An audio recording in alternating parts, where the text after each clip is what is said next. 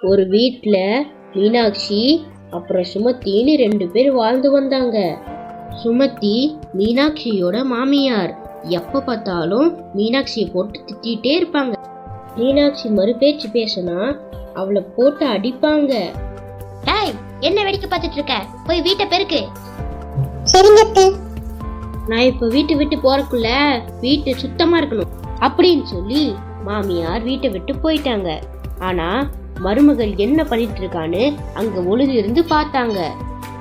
இப்படியே 2 நாள் போச்சு. அப்படி ஒரு நாள் மாமியார் மருமகள் என்ன பண்ணிட்டு இருக்காங்கன்னு பார்த்தாங்க. இங்க வா.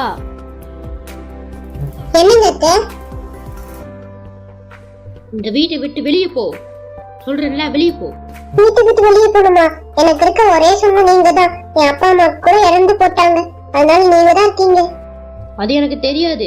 நீ இப்ப வெளியே போறியா இல்ல நானே கழுத்தை பிடிச்சி வெளியே தள்ளட்டுமா? நானே போறேன் அப்படின்னு சொல்லி மீனாட்சி வீட்டை விட்டு வெளியே போயிட்டா. பாவம் மீனாட்சி அர்த்தராத்திரி நேரத்துல வெளியே வந்தா. அப்புறம் ஒரு மரத்துக்கடியில உட்காந்தா. அதை பார்த்த ஒரு பேய் அத மீனாட்சியே பார்த்துட்டு இருந்துச்சு. அது மனசுக்குள்ளேயே பேசுச்சு, ஏன் நீ இங்க வந்து உட்கார்ந்து இருக்க? அதுக்கு மீனாட்சி,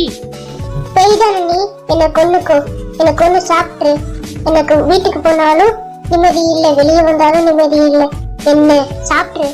அதுக்கு அந்த பேயி, உன்னை பார்த்தா எனக்கு பாவமா இருக்கு, என்ன நடந்ததுன்னு என்கிட்ட சொல்லு. அதுக்கு மீனாட்சி நடந்தது எல்லாத்தையும் சொன்னா. சரி, நீ வீட்டுக்கு போ.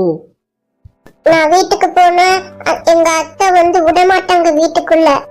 இல்ல, நீ போ, நான் வரேங்க. அப்புறம் அந்த பேயோட சக்தியால அவங்க மாயமாயிட்டாங்க. அப்போ மீனாட்சி மட்டும் அங்க பிரதிஷ்டியானா. மீனாட்சியை பார்த்த அத்தைக்கு கோபமோ கோபம். அப்போ அத்தை மீனாட்சி திட்டிட்டு இருக்க போது மீனாட்சி உடம்புக்குள்ள அந்த பேய் புகுந்துருச்சு. ஏய், மீனாட்சியை கொடுமைப்படுத்துறியா? யார் நீ? எதுக்கு இங்க வந்திருக்க? நான் மீனாட்சி கொடுமைப்படுத்துற உனக்கு எப்படி தெரியும்?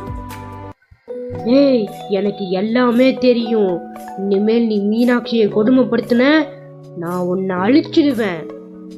சரி சரி, இனிமேல் நான் மீனாட்சியை கொடுமைப்படுத்த மாட்டேன். அவளை நான் வந்து மகளா பார்க்க. சரி. இப்படிதான் அந்த பேயால மாமியாரும் மருமகளும் ஒன்னானாங்க. மீனாட்சி தன் மனசுலயே பேய்க்கு நன்றி சொன்னா.